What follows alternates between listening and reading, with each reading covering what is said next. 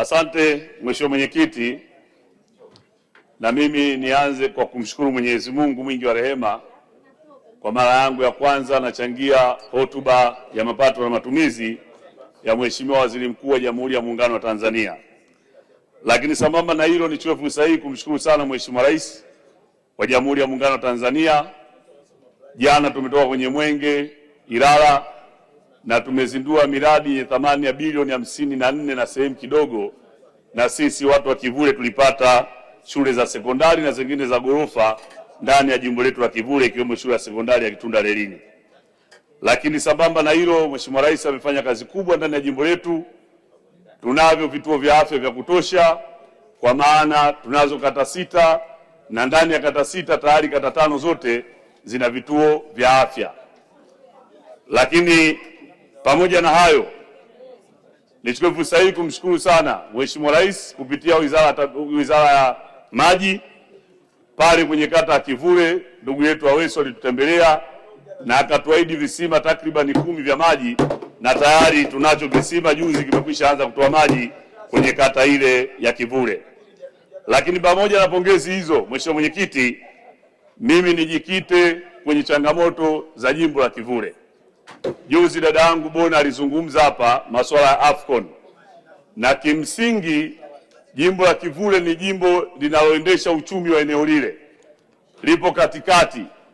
Ukitoka upite jimbo Kivule ndio utokee Chamanzi ambako watu wa Afcon watakapokuwa wanafanya mazoezi. Lakini cha kushangaza, jimbo hili la Kivule halina barabara ya lami hata moja. Wenzangu hapa wamekuwa wakililia kukarabatiwa barabara zao za lami. Ni sawa sawa na mtoto analilia kiatu kizuri wakati mimi familia yangu, mtoto wangu hana hata mguu.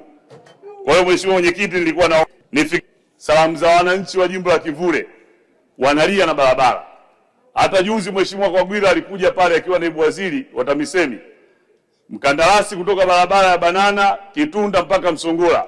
Lakini barabara hiyo kuelekea Nyantira na Mwanagati, barabara hiyo inapita njia 4 kutokea Majoe mpaka Pugu Sekondari, ziliahidiwa kufika tarehe 30 mwezi wa 4 zitakabidhiwa kwa wananchi. Lakini cha kustaajabisha, kama anavyoongea kaka yangu Baba Levo, bado ni matope yasiokuwa na mwisho. Na hivi tumebakisha siku peke yake 16 kutimiza siku hizo za tarehe 30 mwezi wa 4. Kwa hiyo sioni jitihada yote inayofanyika ili kufika tarehe 30 barabara hizo zote zinapitika kiangazi na masika, lakini vile vile madaraja pamoja na vivuko kwenye maeneo ya Mto Mzinga. Lakini kama nilivyokwisha sema, mayai 70% yanakwenda Dar es Salaam yanatoka ndani ya jimbo la Kivule. Mboga, mchicha, spinachi, pale tunapitiwa na bonde la Mto Mzinga. Wakina mama wanafanya shughuli zao za kiuchumi ili kuweza kulisha mkoa wa Dar es Salaam, na sisi wa serikali kupata kodi kwenye malisho hayo. Sasa inafika mahala wanazalisha, lakini hawapati nafasi ya kusafiri umbali mrefu kupeleka mazao yao mjini kwa ajili ya usafiri, lakini vile vile daladala kupanda gharama za usafirishaji. Kwa hiyo nimeona niwasilishe changamoto hizo kama ambavyo Mheshimiwa wabunge wamewasilisha, na mimi nina kilio kikubwa sana cha jimbo letu jipya la Kivule. Kwa hakika mtufikirie Mheshimiwa Waziri Mkuu, tuone namna gani tunakwenda kulikomboa jimbo lile kwa miundombinu ya barabara, ili wananchi wetu waendelee kufanya shughuli zao za ufugaji na kilimo.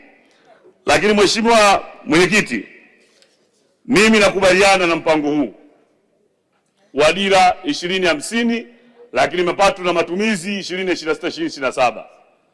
Mheshimiwa Rais wa Jamhuri ya Muungano wa Tanzania ndiye rais pekee ambaye baada ya sisi bunge kutunga sera 2009, 2010 tukatunga sheria ya PPP, alafu 2014 tukareview sheria ya PPP, tukaelekeza tuanzishe kituo cha PPP.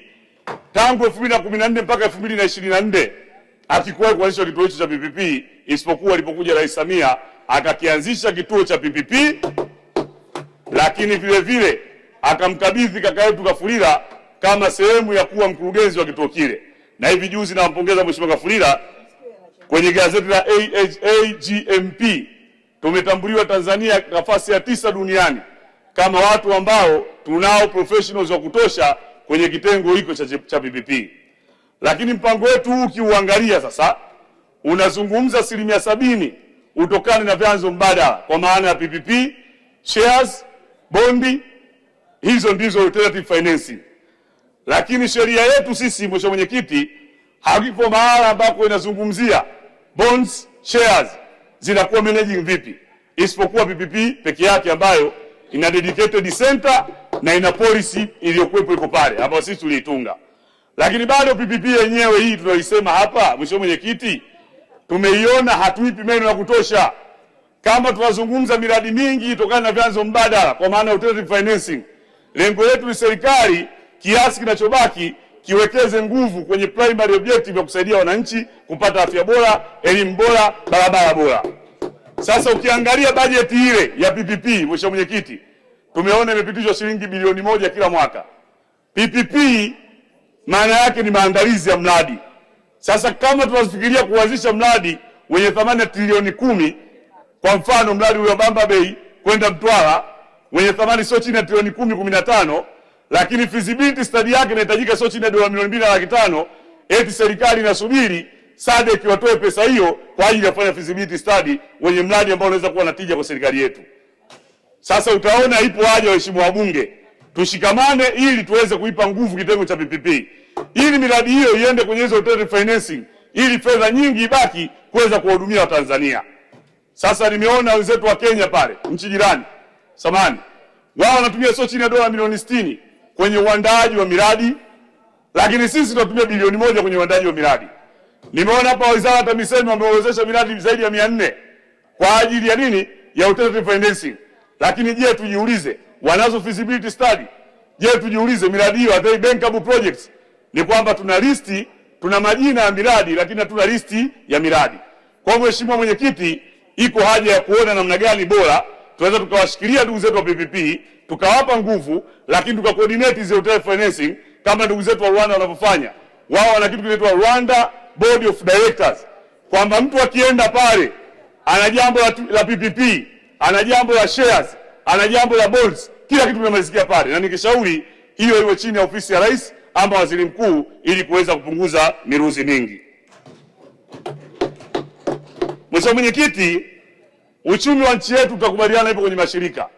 Na ndio maana Mheshimiwa Rais aliweka zaidi ya trilioni 92.5 kwa ajili ya kunyanyua mitaji ya mashirika. Lakini Mheshimiwa Mwenyekiti, bado kuna changamoto katika kufanya maamuzi. Yaani kuna multi approvals centers nyingi. Unakuta mtu anakuja, anataka kufanya uwekezaji, lazima aende kwa TIARA, arudi kwa PPP, TIARA yuko Wizara ya Mipango, PPP yuko Wizara ya Fedha, mawaziri wawili tofauti, hakuna coordination of the government. Kwa Mheshimiwa Mwenyekiti, tuone iko namna ama haja ya kuichukua PPP yenyewe iunganishwe na nani? Na watu wa TIARA, ili kusudi waweze kuleta ufanisi wa mashirika, kwa sababu lengo la TIARA na PPP ni kuleta ufanisi kwenye mashirika ya umma. Hilo Mheshimiwa Mwenyekiti, nilikuwa naona nilishauri ili kuweza kuona namna bora ya kuweza kuyashirikisha mambo hayo. Lakini jambo lingine, tunalenga kujenga uchumi, lakini serikali yetu sisi hii inazo asset nyingi. Iko haja ya kufanya tathmini ya assets za serikali na zile ambazo hazizalishi na tunaona zikahitaji capital ambayo inaweza kutoka kama foreign ama kwenye private sector, tukaingiza ili kuweza kuongeza ajira, kuchangia uchumi, lakini mnyororo mpana wa kibiashara. Kwa sababu yako mashirika mengine, Mheshimiwa Mwenyekiti, tutakubaliana na mimi, yako lakini hayazalishi. Iko sababu sasa Mheshimiwa Waziri Mkuu, ofisi zetu na serikali ziweze kufanya evaluation ya maeneo hayo. Mheshimiwa Masaburi, muda wako umeisha. Naomba unge mkono hoja. Unaweza kuchangia kwa maandishi, haina tatizo. Mheshimiwa Mwenyekiti, naunga mkono hoja.